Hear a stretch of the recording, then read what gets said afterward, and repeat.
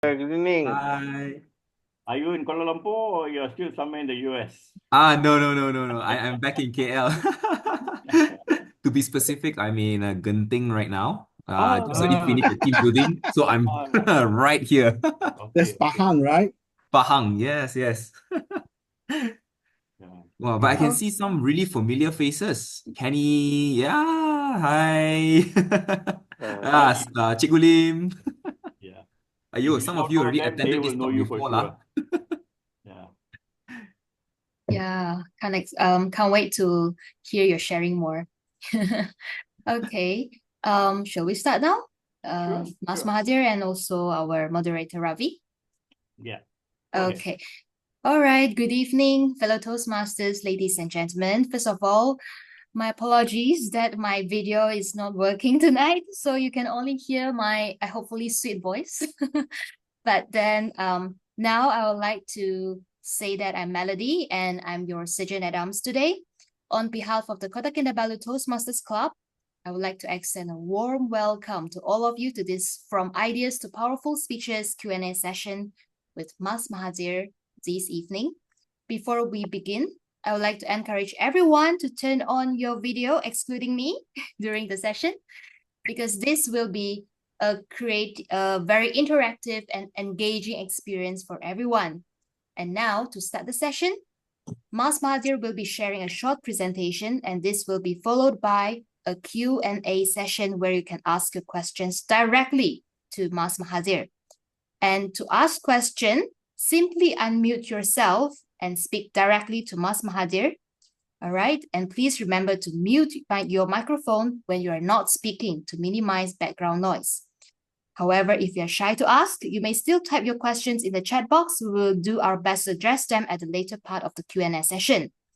And now, let's welcome the president of Kota Kinabalu Toastmasters Club, Toastmaster Chuan Ziwen, to deliver his welcoming address.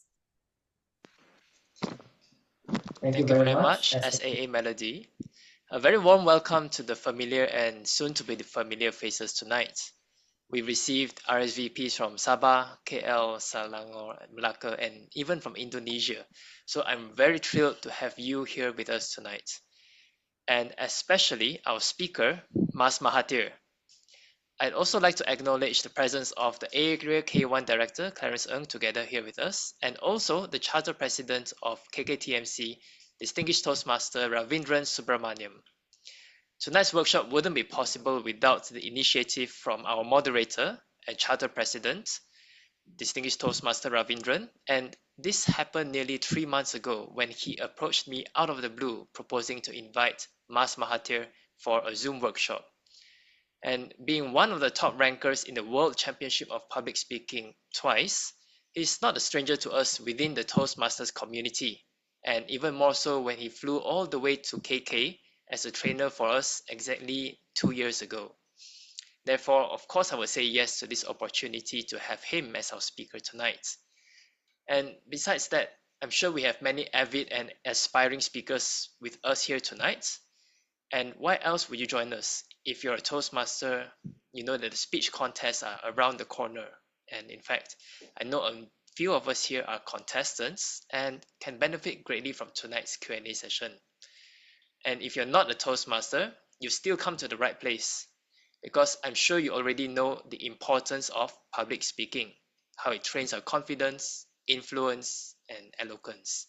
So what you need to do next is to find a suitable club nearby you and to follow through tonight's golden nuggets. With that, I look forward to the session tonight. Everyone, please pay attention, listen attentively, and participate actively. Let's move on with the workshop, and please give a hand as I pass the virtual stage to our moderator of the evening, Distinguished Toastmaster Ravindran Subramaniam. Thank you very much, President Chuan Zivan, this year's president for Kota Kinabalu Toastmasters Club, for the introduction. Happy evening to all the leaders and champions gathered here this evening. I'm delighted to see each and every one of you at this educational workshop brought to you by my home club, the Kota Kinabalu Toastmasters Club, the first and hence the oldest Toastmasters Club in Sabah.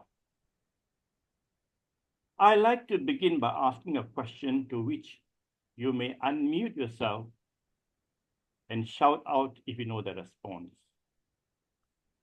How many of you know the famous words of Army General Douglas MacArthur upon his retreat from the island of Philippines on the orders of the US President Franklin Delano Roosevelt in 1942?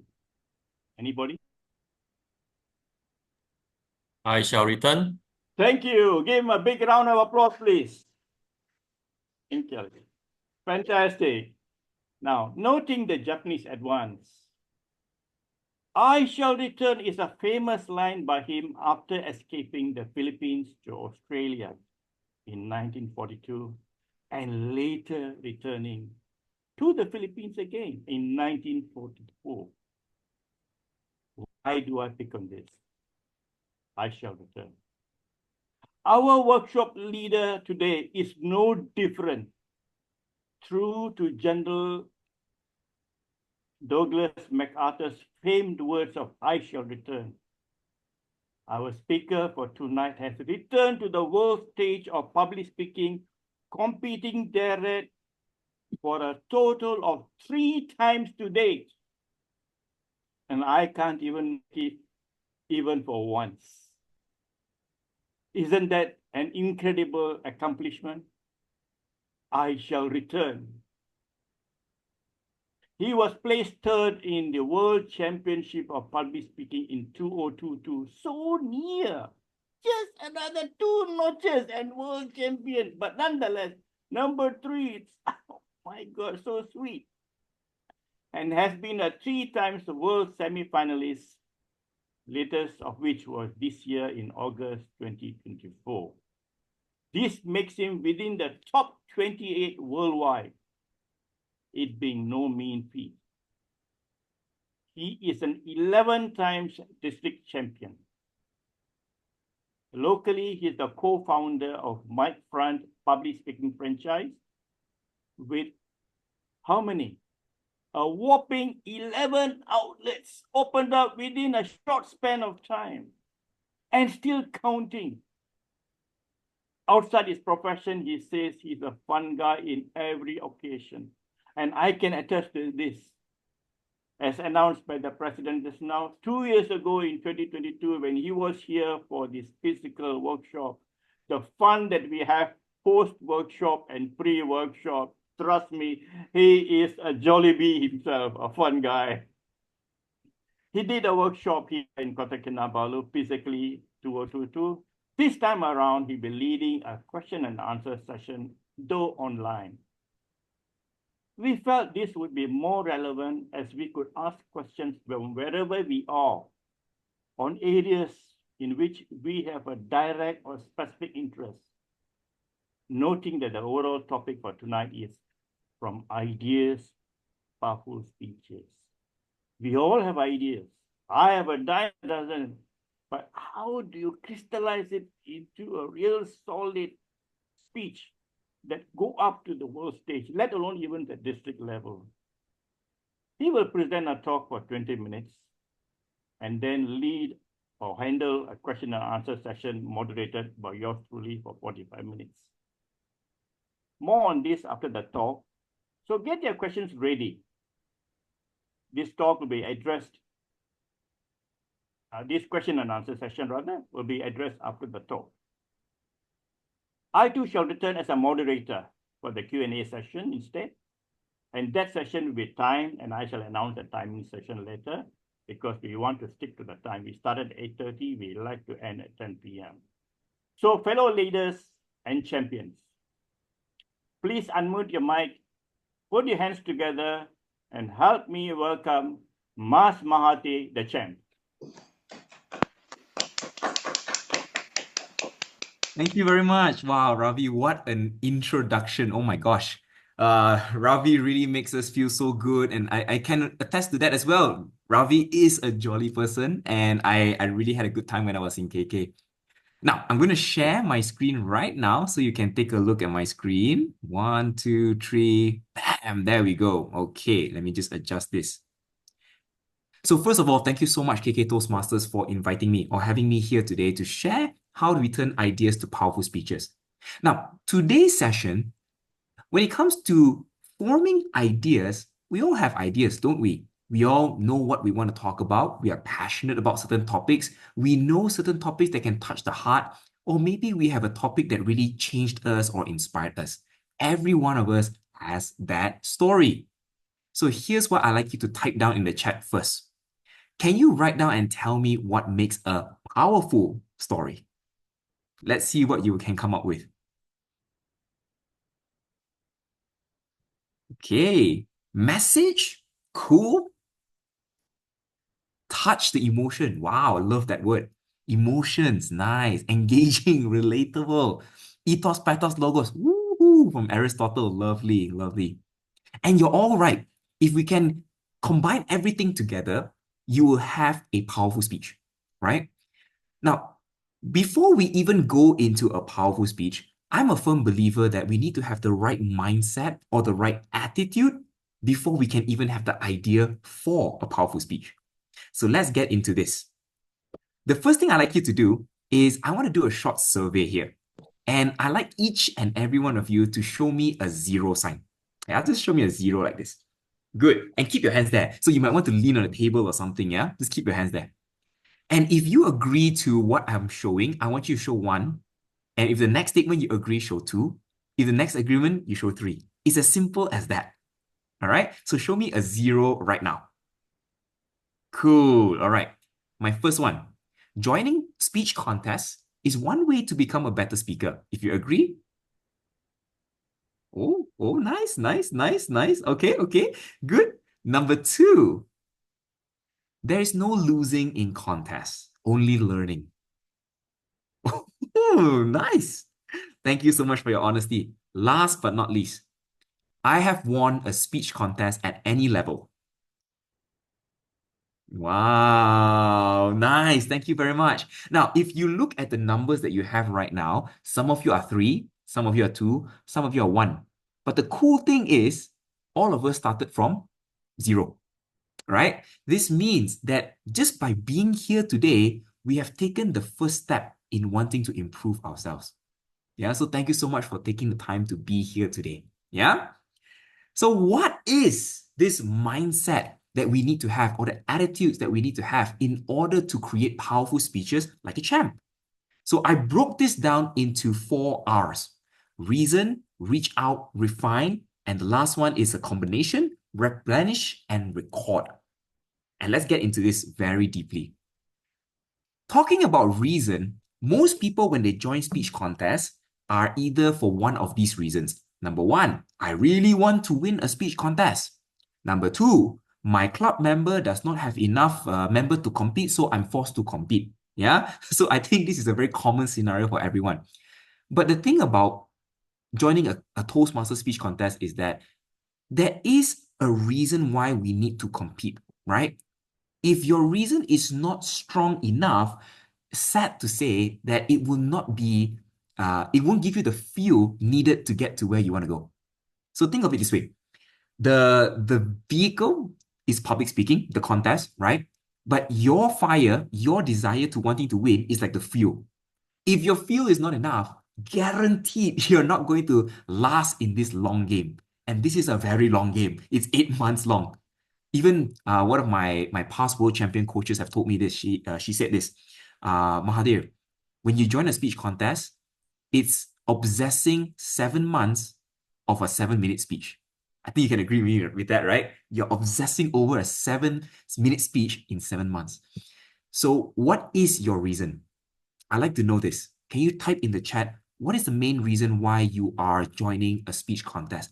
Or even why did you join Toastmasters if you're not planning to compete? Can anyone share? What is your reason? Why? And I want to see whether this reason is something that will really fuel you or something that will pull you back. to better myself. Coming from an avid champion, Ravin, yeah? Reason to measure my progress. Yeah, self-achievement. Want to know if I'm a good, want to know if you're a good speaker. Nice. To become a better speaker, to improve my public speaking. Am I a good speaker? Yes, of course you are, Mike. To be a better me. So I love this. I love that this reason is very personal to you. So what I'd like you to do is that now you know this reason is something that fuels you, make sure it can sustain you. Okay, because there will be challenges, there will be hurdles, there will be roadblocks, and I hope that this will be able to help you break through. Okay, first is reason. Number two, once you have a very clear reason, right? The next step is one of the most important, and that is called reaching out. No champion in the world has ever gotten a world title without the help from someone else. No one. The best badminton players, the best bowler, the best squash player, the best world champion in the world, they all reach out to someone to help them. To prove my point, let's play a simple activity. I want to get a volunteer for this. So, can I get... why don't I get Cikgu Lim to be my volunteer? Can Cikgu Lim Okay. Very simple only. The first thing I'm going to do is I'm going to put you in a breakout room. Okay. When you see the breakout room is supposed to be closed, just close it and come back. Okay. Okay, very simple. Okay, so I'm going to assign manually, create one, and I'm going to assign. Yeah, there we go. Options, and then open. Okay, see you in a bit.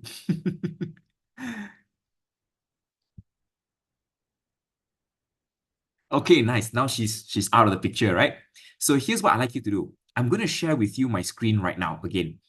And what Cikgu Lim is supposed to do is her mission is to get from the first point on the left to the finish point on the right. That is as simple as that. Now, every step or every mistake she makes, I will tell her she needs to pay me 10 ringgit. Okay, very simple. So if she steps on the wrong path, she has to pay. But if she steps correctly, I will confirm it. So please help me by remembering the code. For her to pass, the code is ACAC. Remember, ACAC. Now, our role is we do not provide her any answers. We do not give her any hints unless she asks. Can? Cool. Okay. So I'm going to break the breakout room right now. I'm going to close it.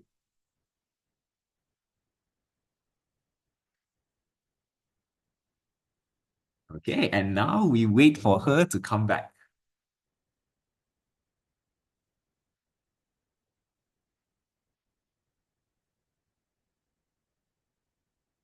Okay. Cikgu Lim, welcome back. Welcome back. Okay. So your mission is very simple. From the left side of the screen, you need to go to the finish line. That's simple, right? Now, how Left. do you... My left. Yeah. So the starting line and then the last line will be finished, right? So Okay. your goal is to just get there. Now, here's the thing. The road getting there is labeled as a code, right? So if you step on the correct path, for example, the first one you say B, for example, if it's correct, I will tell you it's correct. But if you step on the wrong one, you will need to pay me 10 ringgit. Okay. Okay? So every mistake you made, 10 ringgit needs to be sent to me, Okay. So let's try. Which is the first step you will take on the first column? B. 10 ringgit. Thank you very much. Second one will be A.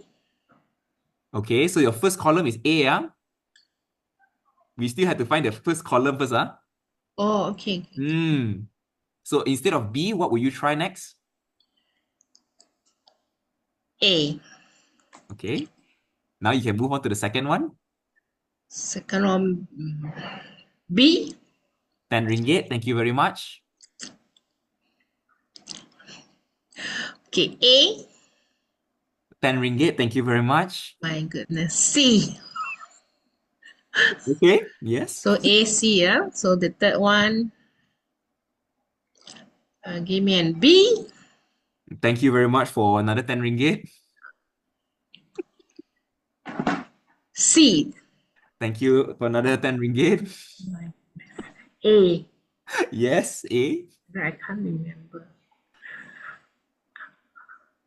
Okay, this is the fourth line, is it? The fourth one. B.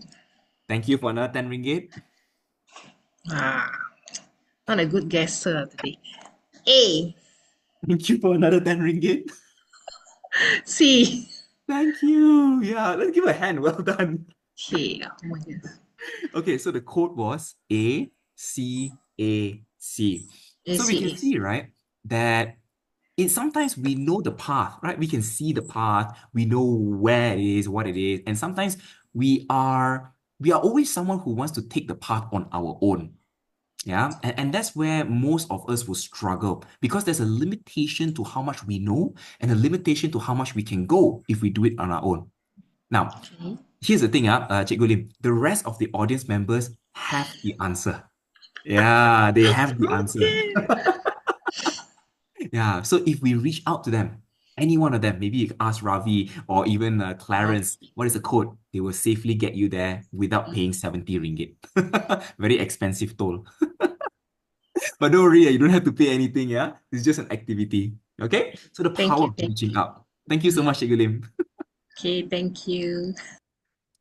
Okay, so now once we know the reason, reach out. The third one, any attitude of a champ needs to refine their speeches. And I think a lot of you can agree with me. When we look at a certain speech, we cannot just stop at version 1. Even Pixar, the greatest movie producer or cartoon producer in the world, when they created Monsters Inc., they put a video and they explained this. They said that their first few drafts was terrible, but the draft started to sparkle on their 30th version. 30th, can you imagine that? So this means that great speeches are not written, they are rewritten. You cannot expect your first draft to be the best draft. So my challenge for you is if you really want to turn your ideas into a powerful speech requires refinement. And sometimes the cool thing is that if we tell the story again and not the first time we tell it may not be as good, but the second time we tell it for some reason it gets better, right? Yeah. So that's how it works. So keep refining your speech. Don't stop there. But last but not least, the most important is replenish and record. Every great storyteller needs to be a great story collector. This is a quote by Vin Jiang, which I totally resonate so much. We cannot be someone who can tell good stories if we don't first collect those stories first. So replenish here means that go out there, live your life, try something different. If you're someone who's afraid of heights, go bungee jumping, When you get this experience, you now have a story to tell. And sometimes you may not even need to do all these extreme things. Be willing to make mistakes.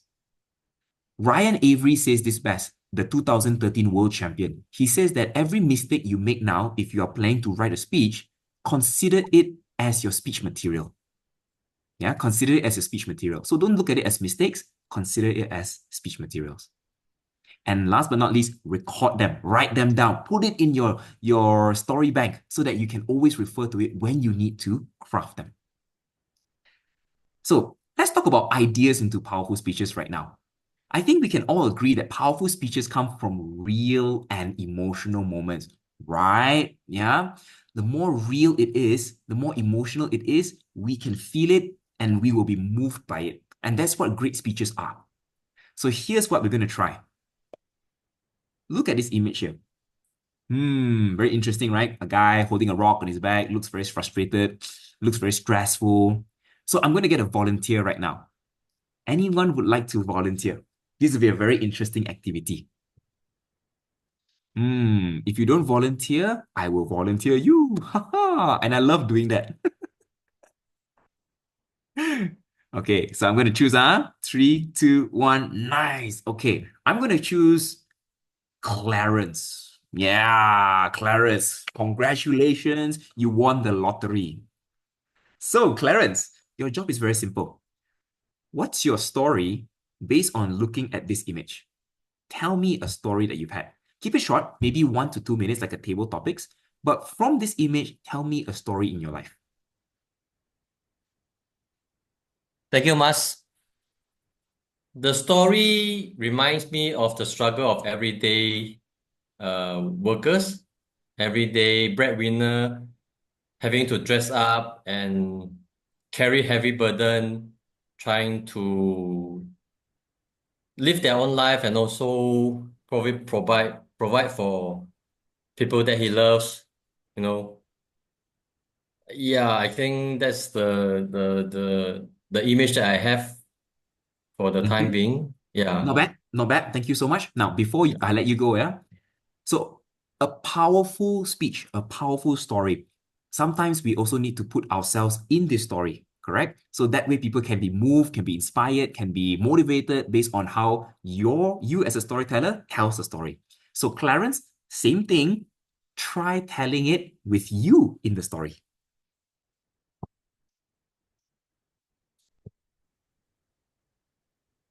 Do you know how heavy these shoulders carry, the daily burden that that I have to endure?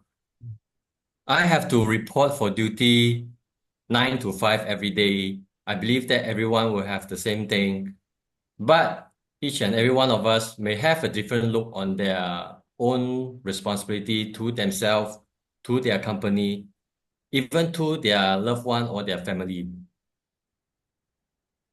Say, for example, I am a salesperson. Obviously, a salesperson, you have to carry the company's target.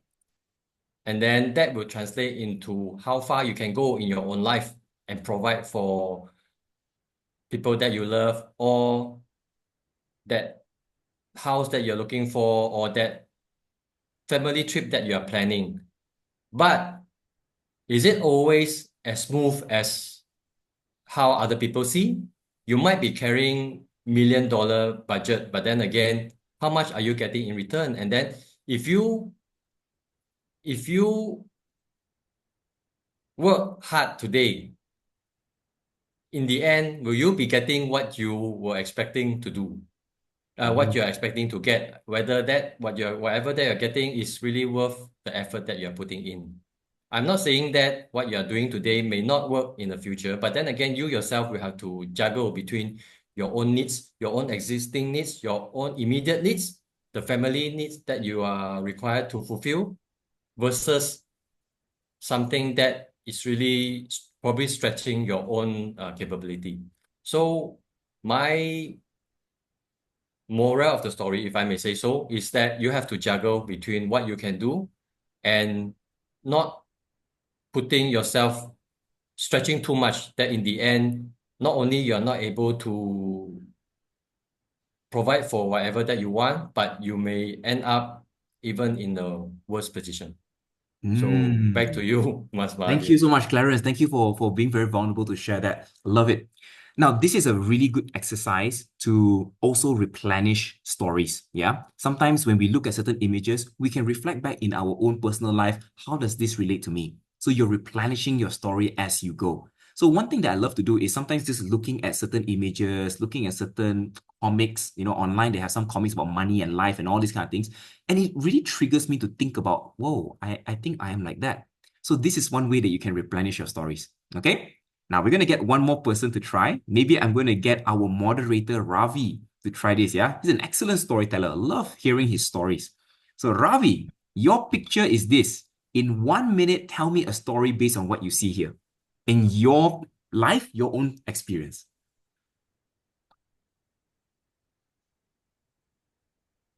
Now, what's so interesting in the handphone that you forget about the world in front of you, but you look through the mirror, which is just a piece of equipment. Right ahead of you, there may be umpteen people passing by. Some of them may be needing your help.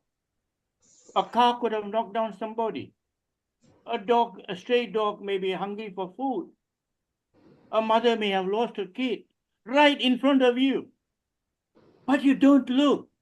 You are so focused on your device. Look, you can continue looking at a device.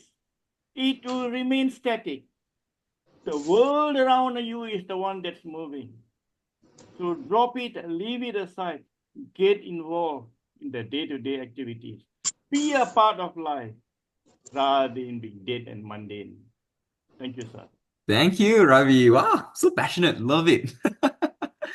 Okay, so I like it. I like it. So there's a message for the audience, right? Which is to play the game of life. Don't just be static with your phone.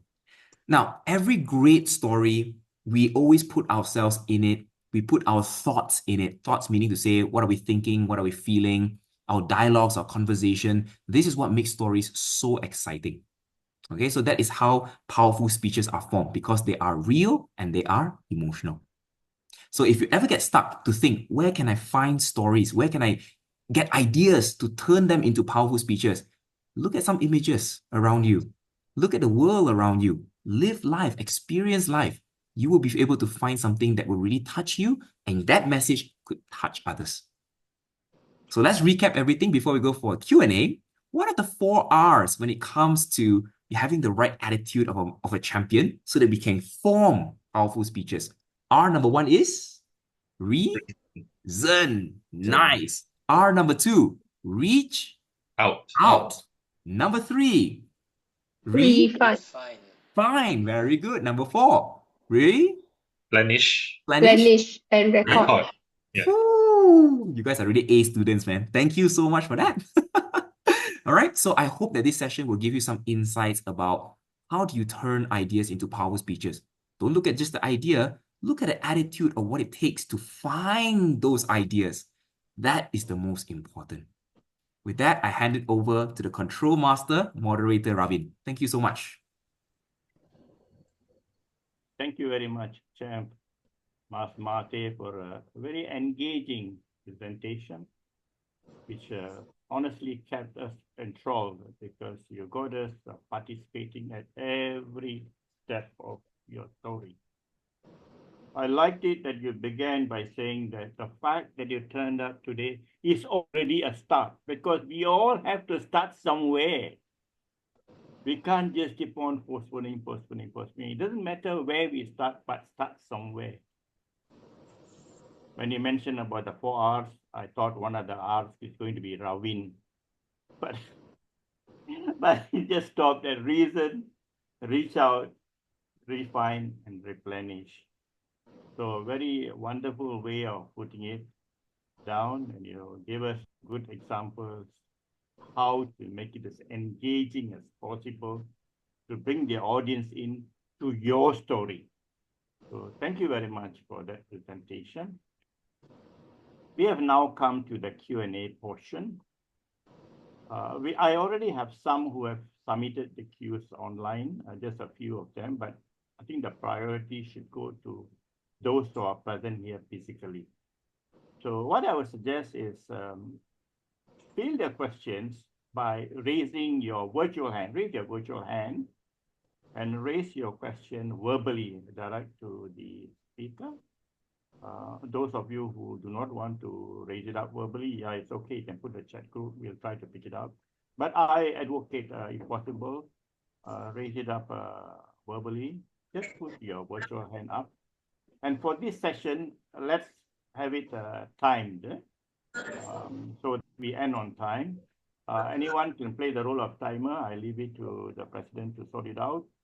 At green at 9 minutes and 35. 9:35 p.m. It's 9 p.m. now. 9:35 p.m. green. 9:40 p.m. yellow. And red at 9:45 p.m. Red at 9:45, which means it'll give us from now about 40 minutes for Q&A. All right. So anybody got any questions? Please raise your hands, virtual hands.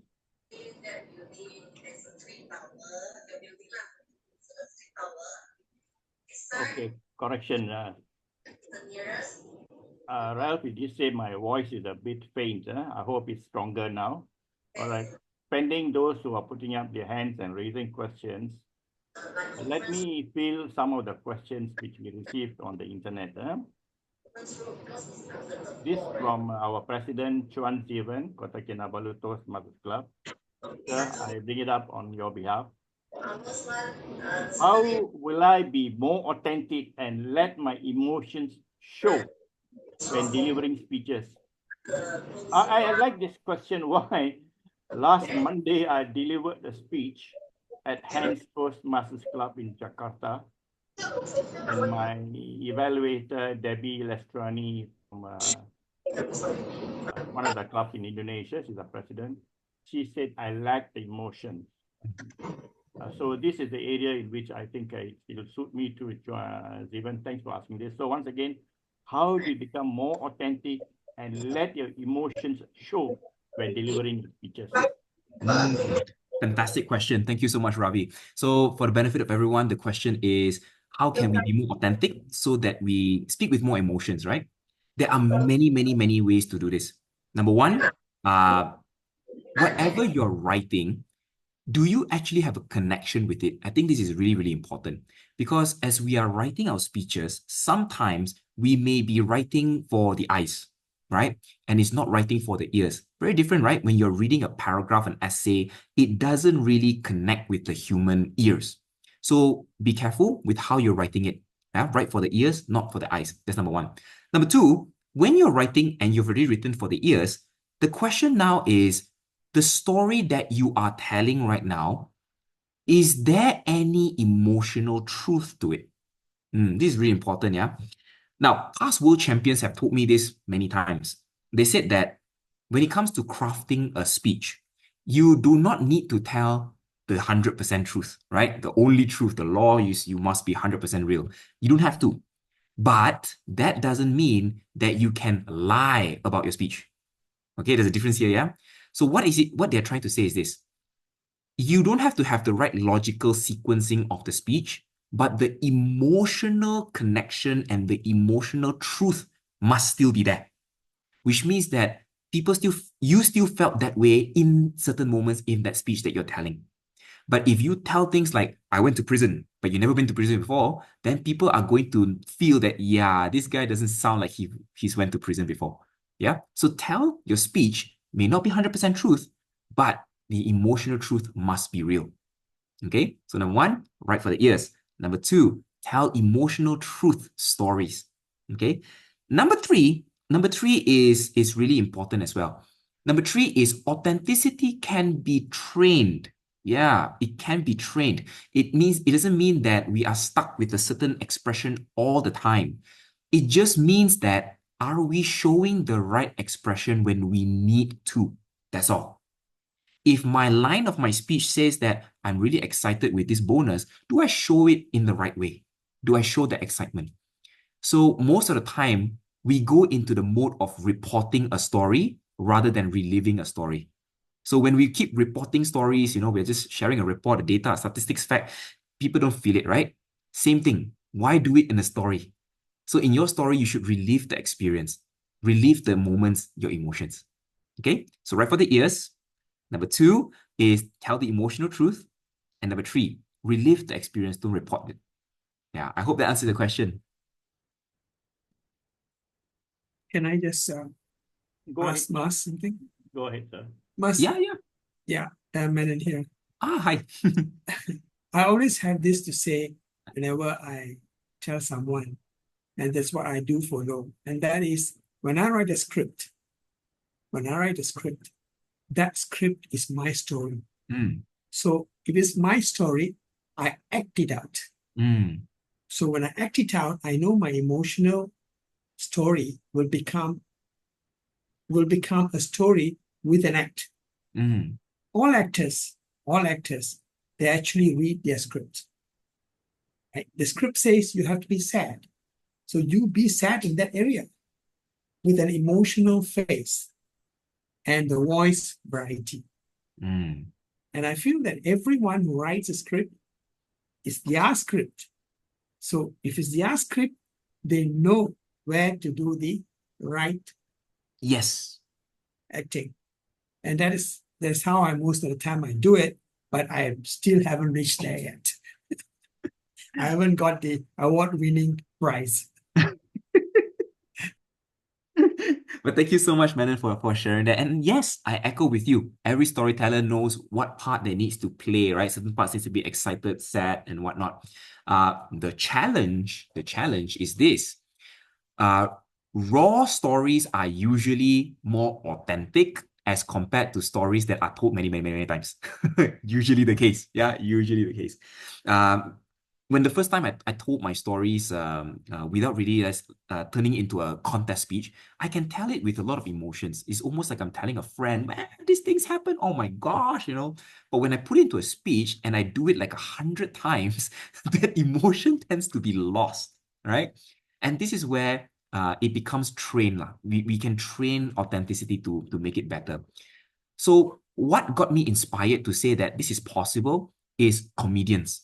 Comedians do this absolutely so well. They can practice a single skit, maybe a 15-minute or a 10-minute skit, over and over again, having the same expression, having the same reaction from the audience, and making everyone still laugh and having a good time, despite telling that same joke hundreds or thousands of times.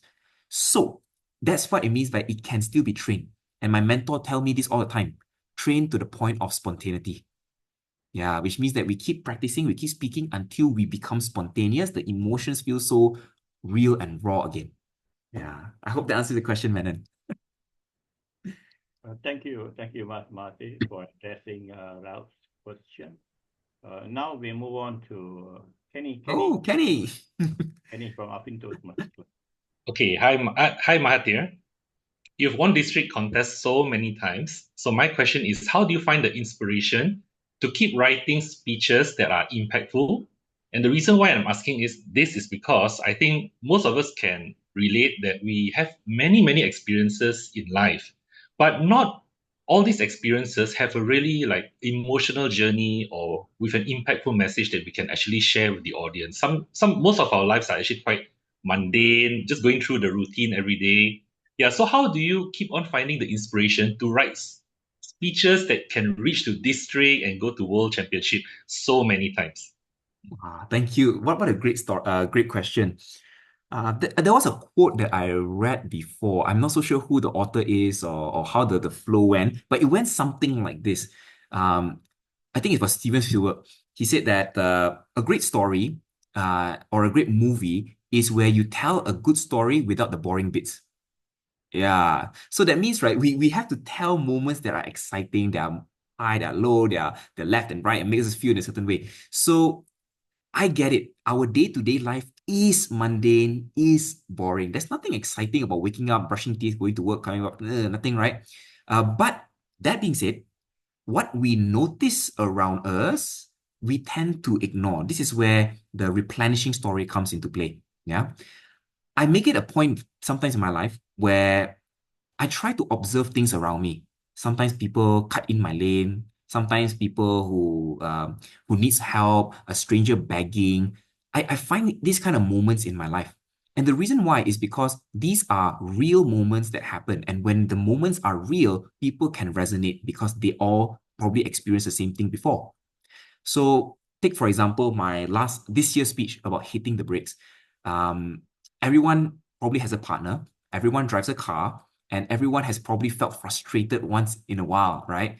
So I remembered very clearly that Jolene was driving my car one day. We're going for dinner or lunch, something like that. Then she really swerved into one lane, but a car was coming. So I just take notice of these moments, recall them, and how can I now turn this in a speech in a manner that people best absorbs it, yeah, into a message that people can reflect and learn from.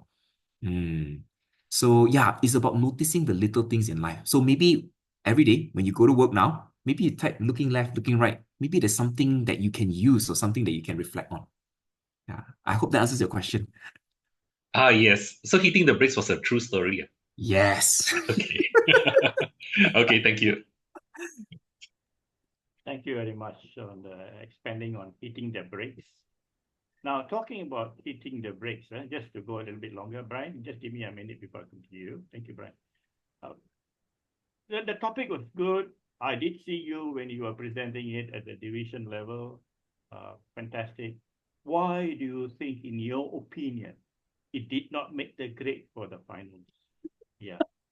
Well, I think you guys hit the brakes. This is a good question.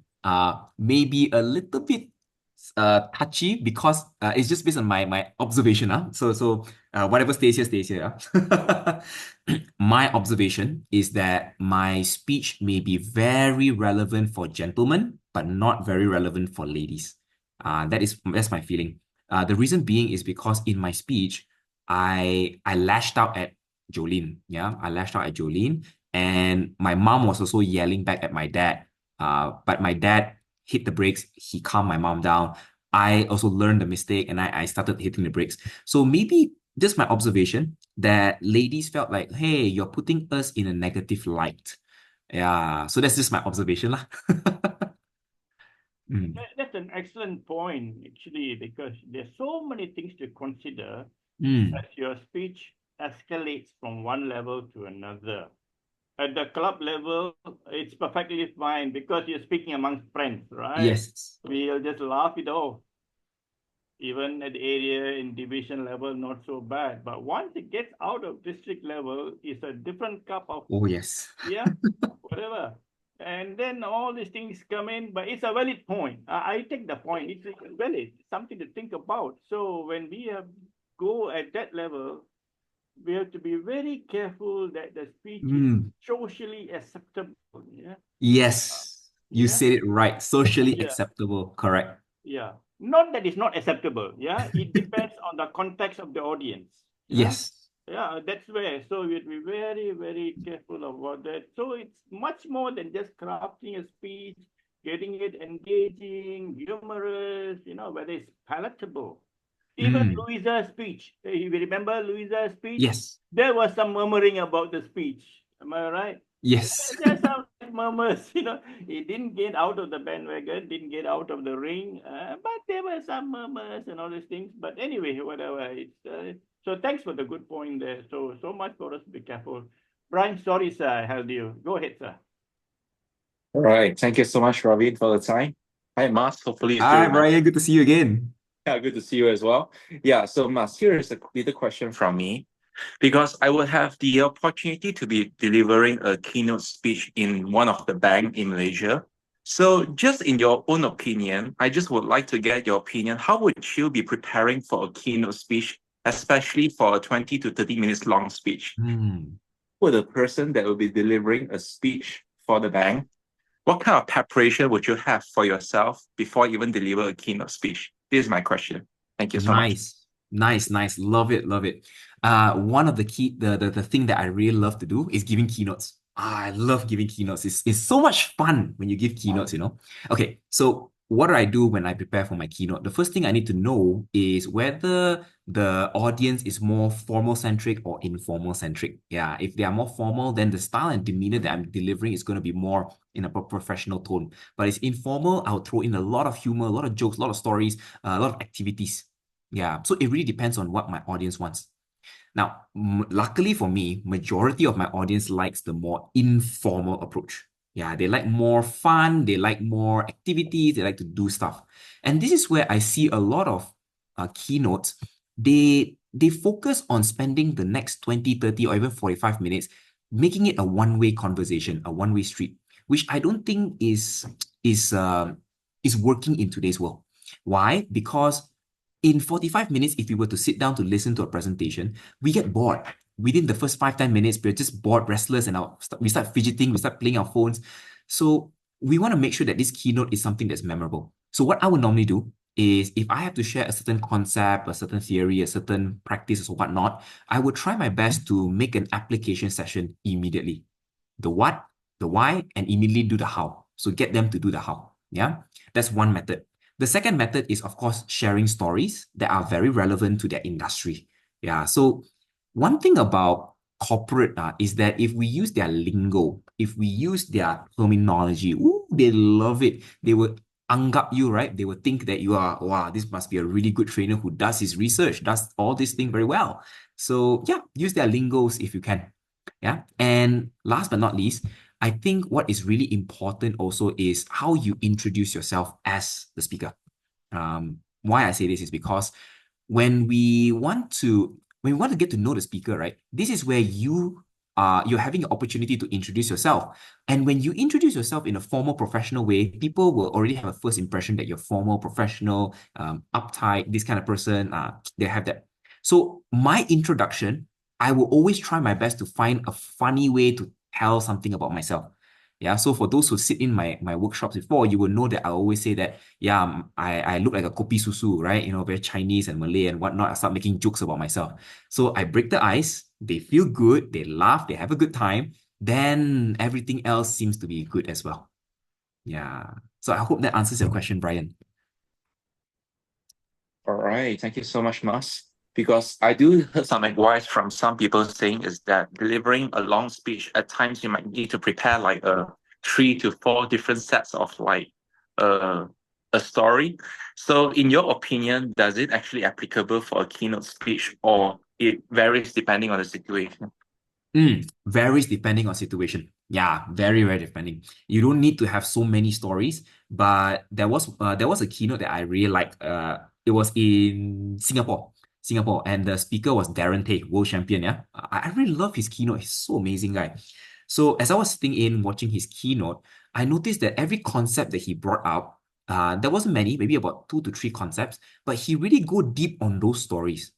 And when he told those stories, I got involved, I got invested, I felt for him, and he told a lot of humor while he was telling a story. And then the message really stuck with me. Yeah, the concept, the theory stuck with me. So it really depends on what is the type of keynote you're giving. Yeah. If your keynote has a lot of theory, a lot of concept, a lot of ideas, stories makes it more palatable, more digestible. Yeah. Thank you, Mas. Thank you so much, Mas. Thank you. All right. Now, next question from our past president of Kota Kinabalu Toastmasters Club and our Zoom host, Melody Lee. Mel, you have a question or two? Hello. Hi, Mahathir. Melody. Sorry that my video camera is still not working yet, but I do No have a worries. question. All right. Thank you for sharing. So if I were to compete in a contest and there were always have the 5 to 7 minutes, right? And sometimes the stories can be quite long, but you have a very impactful take-home message. So would you have a golden time proportion to have your own story and also allow some time to deliver the take-home message so that it can be so impactful at the end as well? Yeah. So that's my question. Nice, lovely question. And I think this will benefit a lot of people who plan to compete, especially in the international speech contest. Speaking about golden time, I absolutely like it. And I love the timing light that resembles golden as well. And I think you know what color that is lah, amber, right? If I'm within the amber zone, I know that I'm very safe, that I have enough time to share an impactful message. Every time when I give my speech, I try not to hit the red. I try to end my speech within 6:45, 6:50, but that's me. That's my speaking style.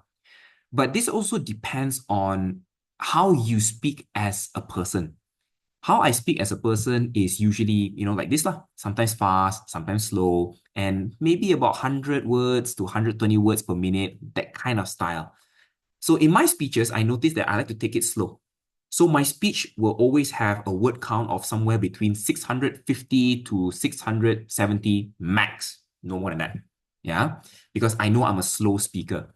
But some speakers are okay with having 700, 720, something like that. But any good rule of thumb is no more than 750. That's a really good rule of thumb. Assuming you have a 7-minute speech, then 700, 100 words a minute should be a good indicator of your timing and all that. So allocate your time on where you want to spend more time in drilling the message home. So stories usually are the biggest bulk of your speech, which will take up maybe about 70 to 80%, and message should be 20%, but short, succinct, straight to the point. Message, right? We cannot preach to the audience. That's the unfortunate thing. Gone were the days where someone can just stand on stage and say, you need to be motivated because you can do it. You need to believe in yourself. And then they go on and on and on and on and on. People don't buy this anymore. So nowadays, messages needs to be short and sustained, which is supported by the story that you shared. Yeah. And the golden time, amber. Hope that answers the question, Melody. Yes, thank you very much, Mahathir. Mas, following through on that question, how did you feel when your name is announced and you're called on stage to present your speech?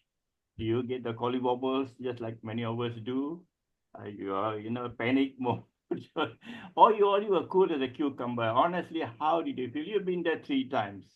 I shares because we want to know whether we are in the same boat. Okay. To be very frank with you, to be very, very frank, the first time I competed in the World Championship was in 2020. That was online. So, not so nervous lah, it's online, right? But 2022, very nervous, very, very nervous. Seeing the audience size, seeing the space, new environment, wow, the panic was quite high. It was quite high. But I was very thankful that Mike Carr, the 2020 world champion, he came up to me, he gave me some encouragement, and it really helped me to tone down a bit. But yes, I was very jittery for 2022's world championship contest. But in 2024, it changed.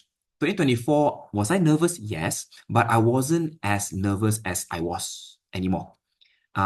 Reason being is because I understood the audience, I understood where I am, I understood the situation better. And this is where familiarity comes to play. Yeah, we need to be familiar with the presentation, the people, and the place, right? The other thing is this, yeah, I am way more nervous in a club contest as compared to a semi-final or potentially a world contest. And that's me. I'm more worried in a club contest because the audience sizes are smaller, the eyes are more glaring at you, the more focus is there, right? And I always want to give my best, right? So what I noticed is because the tension was so high, the need to want to do my best in a small group setting, that really makes me more nervous as compared to large group. Yeah. Don't know why, but that's the case. All right. Thanks for sharing your honest thoughts on what. Now, I'm quite sure being a serious world-level, world-class contestant, you have gone through, you have reviewed most, if not all, the past world champions. So, yeah, that's for sure, because I do sometimes, though I am very far from the world stage, but out of interest, I do watch. Now, if you just take the world champions for this century, starting from the year 2001 until now, how many do you have? We have about 14, right? We have 14 world champions. Now, if I were to ask you to name 3 that stand out from this for 13 or 14, yeah, it's a tough call, I know, because everyone is, but 4th ranked, because if you analyze, someone should stick out, should stick out. I have some in my mind, but I don't know whether it ties in with yours, okay? Perhaps you'd like to share your thoughts, sir. Wow. Well, you asked me to choose from a list of many amazing speakers. Woo! Okay. If I have to narrow down, the few speakers who are really connected and I really love their style. Number 1 is Presian Vasilev, 2013 world champion, changed by attire. I like his style. Reason being is because I consider him like the king of brevity, the king of really short speeches. He is the world champion who has the shortest word count in his speech. Most of us has 650, 700. This guy has 470 words. Crazy. And he won a world championship. So his style really resonates very well with me. Number 2, Danajaya. I think most of us know. Danajaya, I like his style because he doesn't look like he's overacting. He's just very calm, cool, collected. And he likes to really engage the audience, to have a lot of humor. So I love this, yeah. Prasian, Danajaya. Now the third one, if I really have to pick one, it would be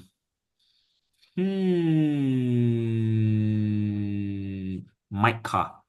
2020, Mike Carr. Mike Carr has a very nice aura when he speaks. Yeah. Love the calmness, love the authenticity. If you talk about authenticity, Mike Carr to me seems to be the most authentic.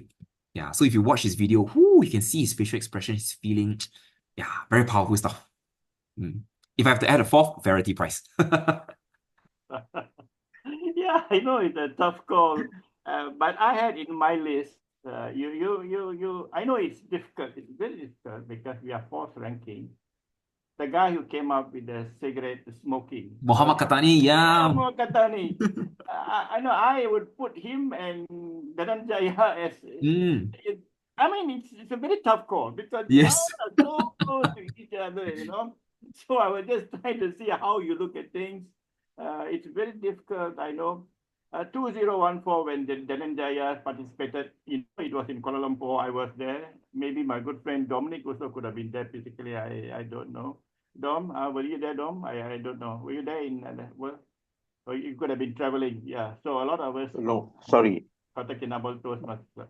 When we had the world contest in convention Yes. in Kuala No, I Lumpur. was not there. All right. I wasn't present. All right. Right. A lot of us from the Kota Kinabalu Toastmasters Club, we were there. So we saw, and we know straight away you're leading already. We know he is far ahead of the league, So sometimes very interesting to watch how they craft their speeches, how they deliver, and get it so immaculate, very solid here. So anyway, so Kenny, you have a question. Go ahead, sir. Yes, I have a two-pronged question. Wow. So it's about calming your nerves. So how do you calm your nerves before the contest day? Like, do you sleep well the night before? And secondly, how do you calm your nerves when the audience does not respond to your punchlines? Ooh, nice. Woo-hoo. Okay. So I'll answer the first question first, yeah. So how do I calm my nerves, right? To be honest, most speakers who take contests so seriously, we can't sleep the night before. So I will force myself to sleep. Yeah. So this will come in taking melatonin, sleeping pills. Now this is the healthy one, not the medicated one. It's just to help you to relax and sleep better. And I find this so important because you don't want to have a lack of sleep when you compete. Yeah, your mental state is just in the wrong place. I've done that before, and I remember giving that speech and my mind went blank. Yeah, totally blank. And I skipped an entire part and just went on with another part. So it wasn't a nice feeling. So yeah, I would take melatonin pills, try to force myself to sleep. Next day, let's go, contest day, full energy. Second question, great question. So how do we react when the audience doesn't react to your joke? Good one. Now, this happened to me in my club contest recently. No one laughed at my joke. Totally fine. Yeah. This is where I think Stephen Fernando taught me this as well. He said that if no one laughs at your joke, just quickly move along. Just make it seem like it's part of the show. When we react that, oh my gosh, people don't react to this, it tells people that, guys, that was supposed to be a joke. Why are you guys not laughing? And then it puts the audience and you in an awkward situation. So what I would do is I would just turn that thing shorter, turn that joke shorter, cut straight and go straight to my next part. Yeah. So make it seem like it's still part of the plan. Yeah. Does that answer your question? Nice. Thank you. Yes, that's what Stephen Fernando says. If they don't laugh at a joke, just pretend that it's not a joke. Yeah. The audience does not know. Yes. Yeah. It happens to me too. I try to throw in one line and no one laughs, and I don't know whether to laugh or cry. But talking about that, sir, this is another honest to goodness question. I just want. How do you feel if you did not get what you wanted? Do you feel dejected? No. I sadly I don't feel dejected or gratefully, right? Thankfully, I don't feel dejected at all. This is to me is Toastmasters, right? Is a great platform to learn.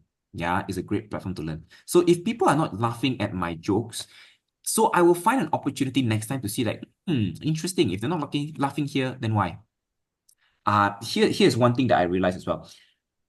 Furzy, I think some of you will know who Furzy Kotuako is. I've competed with him many times. 2020 competed, 2022 I competed with him again. This year also we competed again each other. So Furzy, when he did his speech this year, his potential final speech about the who's in the chair speech, right? And then he talked about the whole repelling thing. When he did his first rehearsals, and I was there to watch the rehearsals, to me, the speech really didn't land so strongly. The humor also was not quite there, right? But this is one thing that I admire about him. For the next 30 days, he visited 45 clubs. The next 30 days, 45 clubs, rehearsing that speech to deliver what he did in the world stage, which is very amazing. So when the first day I saw it and the last day I saw it, total transformation. His speech in the World Championship has the hugest amount of laughs in the room. The whole crowd was just laughing. Yeah. So don't be dejected. Don't be down when people don't react to it. Take this as a learning opportunity. How can I make it better? Yeah. That's how I see it. Yes, firstly, Kotako, his forte seems to be animation. Yeah. Seems to be, right? This afternoon, he gave a talk on, your body language at Bahrain. Yeah, he's still in Kuching, right? He left already. He left. Oh, he left. He left. He was there over the weekend with Dr. John Lau and so forth. I think he left. So he gave a talk and I attended. And he placed a lot of emphasis on body language. But if you look at the ballot sheet, body language is just 10 points out of 100. The bulk is for contents. 50% goes for contents. Yes. And I did not have time to ask him, why are we focusing so much on the body language? But yeah, but that's the one that brings in the laughter and all this. I can understand, it's animation. But then people are looking at the message, because if you strictly look at the ballot sheet, 50% for contents, 30% for delivery, out of which 10% is for body language and 20% for language. So obviously the contents is your message, your storyline. It's not so much your acting. Yes. That's my opinion. That's my Yes, opinion. yes. You are totally right. You want to reach out to mob appeal. So everyone can laugh, but the judges are not laughing. But in this case, it was not the judges. I believe he was knocked out due to technicality. Yes, time disqualification. That's where the laughter worked against him, because yes, laughter. too much laughter. His time. So anyway, there's one more question. Sri Kugan, go ahead, sir. Okay, can you hear me? Is my yes? Yes. Cool. Okay, I've got 3 questions for Champion here today. Now, the first question is, how do you share your stories, maybe your achievements, without it being boastful to the eyes of the audience? This is something which, it's really coming to me again and again. So I want to convey my message in a way that the audience is able to accept me as being humble instead of being boastful. That's the first question I have. Not bad. Now, the second question I have is it okay, in your view, to end your speech in a cliffhanger? That means you end it at a cliffhanger. You're not telling them, I'm going to do this, I'm not going to do that. You're just going to tell them that, okay, I'm going for it, something like that. And my last question, this is a personal question. On average, how many times do you practice in a day? Because you speak about getting G3 at the semi-final. I get G3 at the division level. I start sweating at the division level. I saw Chulan last time at the division level. I started sweating, and that just disrupted the momentum of my speech. Thank you very much. Thank you. Great questions, yeah? Okay, so I'll start off with question number 3 first, yeah? So which is, how many times do I practice in a day? The highest amount that I've tracked was about 10 times a day on a 7-minute speech, right? So if the speech is 7 minutes long, that's about more than an hour per day, yeah? But I know people like Kenny does it way more. Kenny does it way more. Yeah, but great champions, we do this. We want to make sure that we are consistent and every delivery is going to be the same. So when we practice, we need to do something called intentional practice. Yeah, intentional practice means like I'm very clear what my intention is when I do my gestures here, when I walk here, when I do that, and we repeat this process again and again.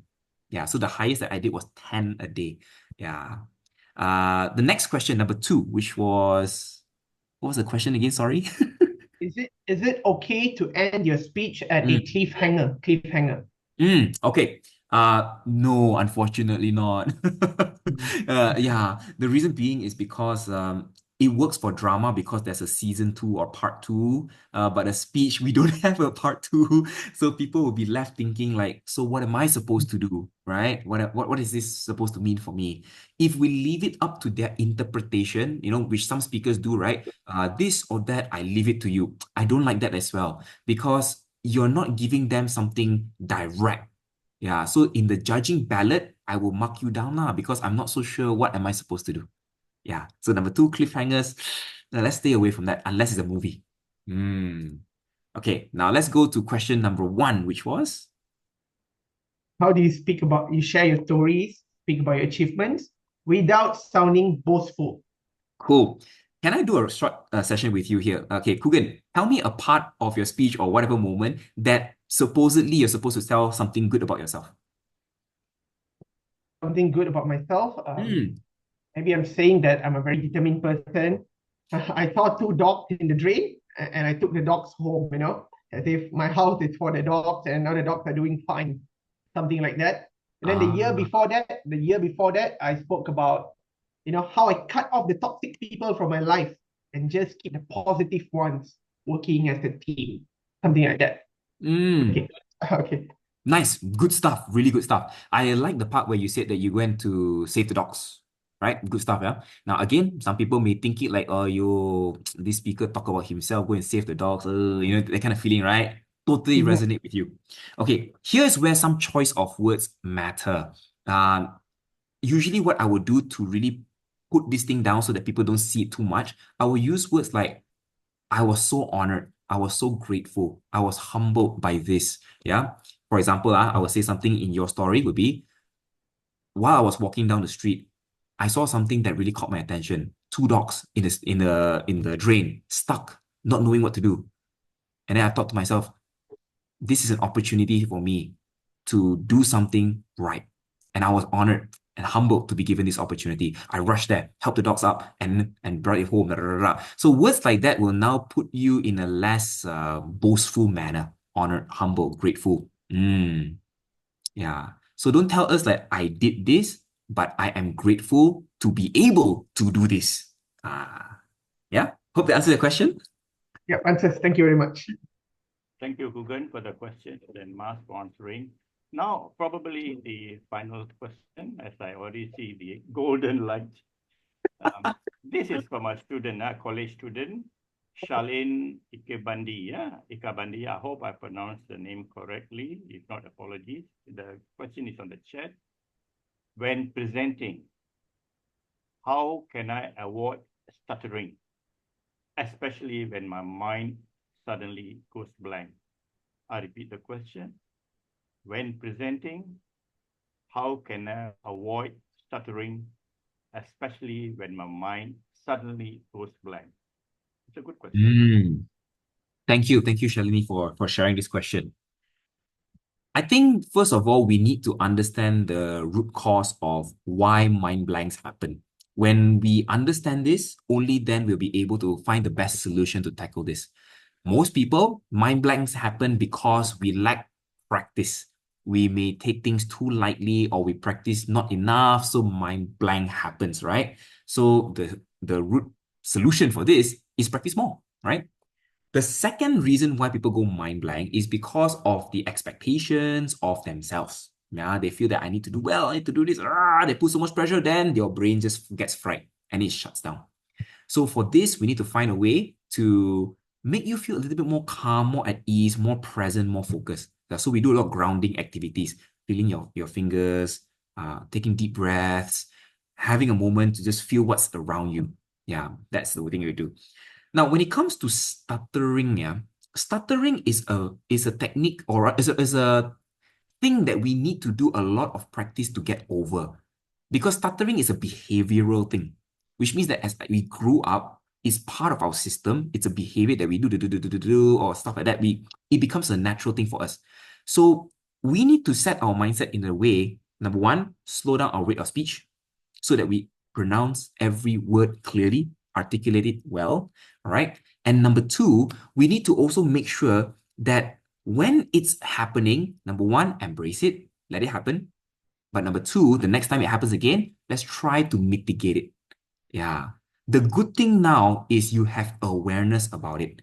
And awareness comes, right? Or change happens once you already have awareness. So the next time when you're giving a speech and you feel that your mind is already going blank, try your best this time not to stutter. Just pause, stay there, let it be. Let the people look at you. That's fine. Yeah. And if you need to, you just say that, sorry, I'm so sorry. I forgot one part of my speech. Is it okay if I go back? It's fine. Yeah, again, Toastmasters is a safe platform for you to do that. Do this until your new behavior gets comfortable with it. And only when you're comfortable, then the change can happen. Yeah. Hope that answers your question. It's a really tough one, but yeah, that's one way we can do it.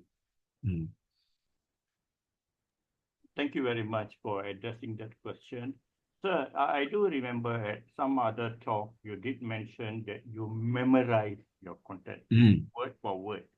Does it still hold valid for you? Yes. Yes.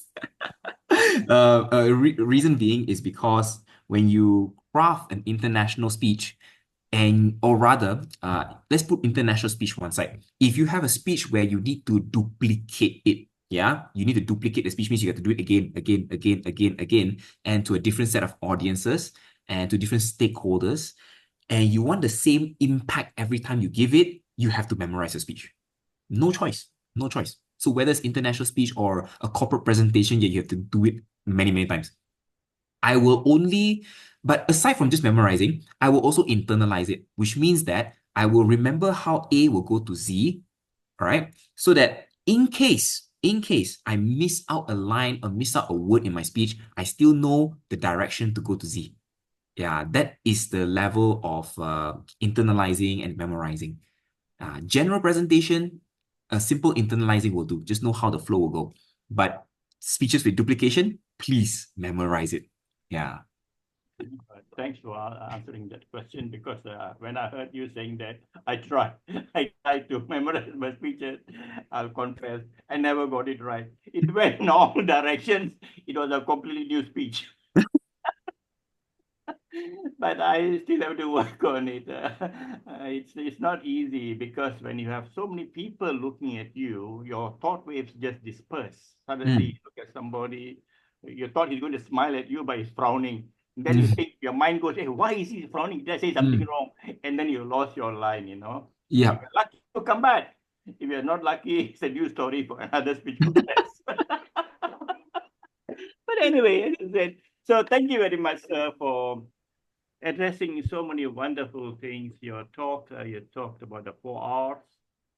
You also talked again, I like to recap, you said that we must start somewhere. Even if you attend a talk like this, it's already beginning somewhere. It is good. And hearing it from people who are already there. And you responded to a myriad of questions. I personally am very happy, because coming from you, it means a lot. Definitely yours is a very qualified statement. A lot of us, in fact, I can safely say all of us aspire to be where you are, but I know it takes a lot of hard work. That I know. My good friend Dominic will tell me every now and then, we look at Steven Fernando, how easily he gets his jokes, but you don't know the amount of work he does at the back, mountains of work, just like you saw the guy with that tie holding up the rock, Stephen, Dominic and myself and Stephen, we were together when we rebuilt KL Central Toastmasters Club. So he tells me the amount of work he does. We don't see that in front. So I can imagine how much of work you're doing, sir. So thank you for finding time, despite you being in Genting. You're supposed to be enjoying your time there, but we plucked your time. Thank you, and very good preparation. So unfortunately, this time around, we cannot take you to Kundasang or anywhere. So the most we can do is to give you a digital cert. But we assure you, the next time you're around in Kota Kinabalu, normal. This time we'll go to the island, right? So can I please invite the president of Kota Kinabalu Toastmasters Club to award a certificate of appreciation to our guest speaker this evening, the champ, Mas Mahathir. And host, can we please highlight? We'll clap, yeah. Thank you very much, moderator, distinguished Toastmaster Ravindran, and also to our speaker tonight, Mas Mahathir, for delivering such an informative and engaging Q&A session tonight. And I'm sure we have learned a lot from it. And without further ado, let us have the certificate presentation over here. Hang on. Okay. So I'd like to present this certificate of appreciation to Mas Mahathir. Thank you so much for delivering tonight's speech and also answering our questions. And Let me just get the photos. 1, 2, 3. Okay, done. Thank you so much, Mas Thank Mahathir. you. Can we take a group photo with him, please? A group photo. Mr. Ravi, we actually have one more certificate, and this is for our moderator. Okay, all right. Okay, not bad. Yes. So next time I come to KK, I also get a chance to go to Ireland. Of course you do. All right. DTM Ravi, thank you so much for being our moderator and also inviting Mas Mahathir to tonight's workshop. And this is your certificate of appreciation. Okay, so photo session in 1, 2, 3. Hang on. Okay, 1, 2, 3. Okay, thank you so much. I have collected all the photographs. We can take a group photo now, sir. Yes, indeed. Can we take a group photo? I'd like to invite everyone to switch on your webcams if you are still present or if your webcams are working. Sorry, Melody. She can stand next to you. Oh yeah, I can do that. Oh yes. Fun fact, she is beside me.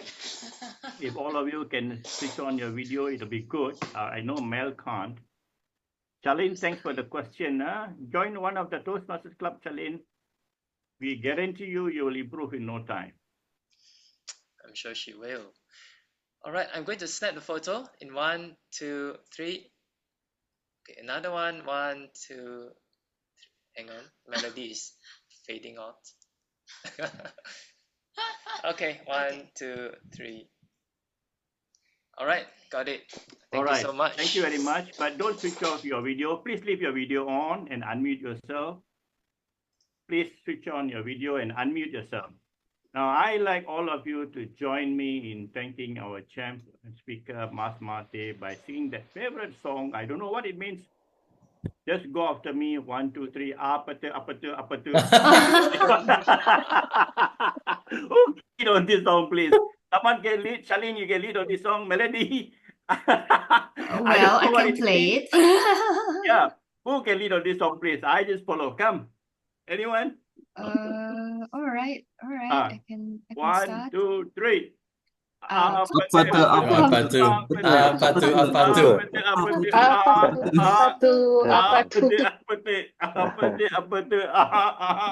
Jonathan should lead. Jonathan, you are there. I didn't notice you. Go ahead, Jonathan. He is good at this. I have no idea.